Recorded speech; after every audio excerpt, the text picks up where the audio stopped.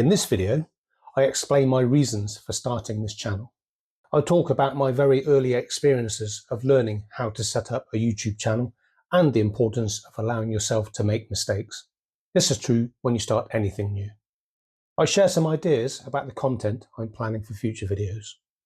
I'm treading the very first steps in my semi-retirement journey. At 58 years old, this is both scary and exciting. My hope is that I have fun building this channel, and I hope even more that you, the viewers, get something valuable from watching my content.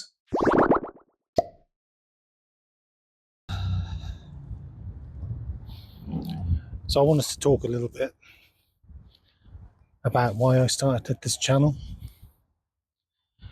I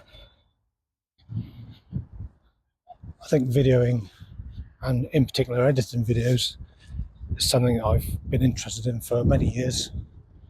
I've got videos of family, got videos of friends, got videos of holidays, activities that we've done, and I've been into editing for quite a long time. And since I recently lost my job,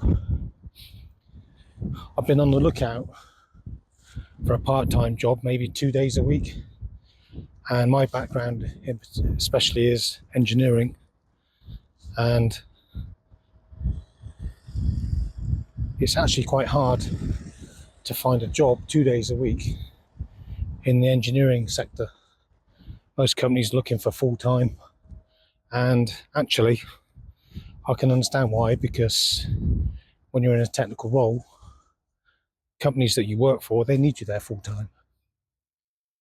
So I think, I'm on LinkedIn, I've got my profile set up to say that I'm looking for part-time work. I can probably stretch to 3 days a week. But then I thought, well, actually, the income I can make from working for 2 days a week, maybe I can replace that by doing something related to my passion, which is, of course, video editing. And the obvious choice for me was YouTube. For the last 4 weeks, I've been learning all about how to be a YouTube creator, which actually, as it turns out, it's not as easy as you think it's going to be.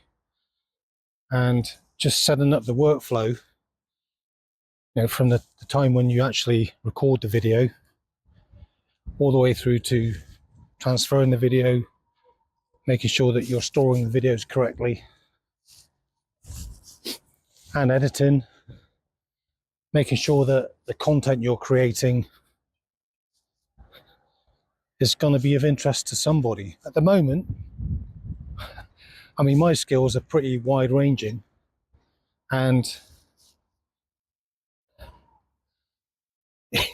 all the videos I've watched about how to be a creator on YouTube, they talk a lot about finding your niche, and I don't think I've got a niche other than, I've got a wide range of skills.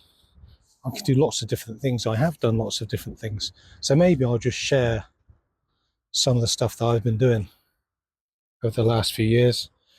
I think I can probably share my journey from full-time working to part-time working, and then how it came for me being made redundant, and then decision to try and replace that part-time income with YouTube. And there are other things as well which I think really are things that have interested me for some time, but I've never really had the opportunity and the time really to spend to follow up on those ideas. So, YouTube is the first thing of maybe half a dozen ideas I have about how to make some money, but also how to keep myself from going insane in retirement. Part of it is keeping busy, having structure. So like I said in my first intro video, my plan is to keep Monday, Wednesday and Fridays as working days. At the moment, this means working on developing videos for this YouTube channel. Other ideas, I want to look at I want to look at the idea of getting into mobile phone application development. That interests me. I think there's an opportunity to develop a print-on-demand business. But the reality is that the technical aspects are tricky for all of these things. But at the start of any of this, you need an idea. And I think my idea for this channel is just to talk about my journey, really. I got made redundant. It was a surprise to me. My plan was to retire maybe in 4 years' time, something like this. Caught me by surprise a little bit. My plan isn't to sit there and wonder what's going to happen next. My plan is to do something, get out there, do something different. So that's kind of it, really. I'm learning. I'm 4 weeks in. I've done quite a lot of research. I've bought some hardware, which turned out to be rubbish. So then I bought some different hardware, which turned out to be pretty good, actually. So here, using this small rig arm, and got my Samsung phone on the end of that. And then all I'm doing is holding it arm's length. It's not particularly big. It's probably about 12 inches from where I'm holding it to where the camera is. So what I've also got at the end of the small rig arm is this smartphone clamp. Extend these jaws here, and the Samsung phone just sits in between. And then plugged into the USB-C port is this microphone receiver unit. And then I use this wireless mic attached to my coat to make sure that it captures my voice and nothing much else. So yeah, that's it really. That's all it is. It's clear that, you know, when you're starting something new, there's going to be a learning curve, and you have to expect there to be mistakes, and I'm okay with that. I think if you think about any job you've ever started, and if you think about any projects or any activities, DIY, there's always a learning curve, and as long as you expect that and allow yourself and give yourself permission to make those mistakes, then I think confidence will just grow. What I'm currently doing is walking around my local town. Obviously it's a harbour town, as you can see. There's two reasons I'm doing this.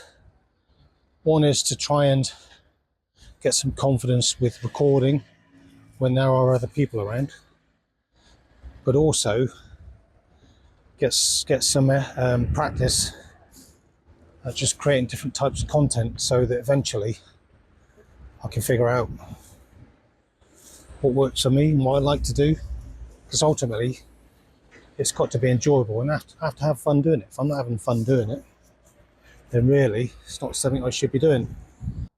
Yeah, it was really just mainly just share another video about the reasons why I'm starting this channel, what I plan to do with it, but also get some practice using the equipment. Sorry about that, almost dropped you then. Yeah, it's very windy today, so I'm kind of walking around this section of the harbour and the marina, mainly because I couldn't get the wind protector on the little microphone I'm using this morning. So yeah, it's important, I think. You know, it's if I'm planning on retiring, you know, this phase is what I'm calling semi-retirement, and two things I think are really important: to make sure that there is structure,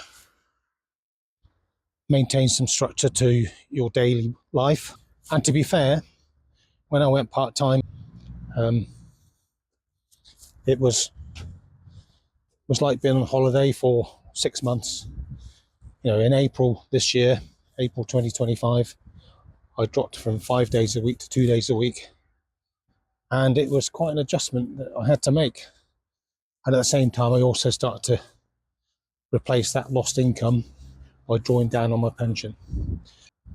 Can feel the wind coming now as I'm turning this corner, so I'll finish this video off, just show a little pan shot of the marina, and I'll catch you on the next one.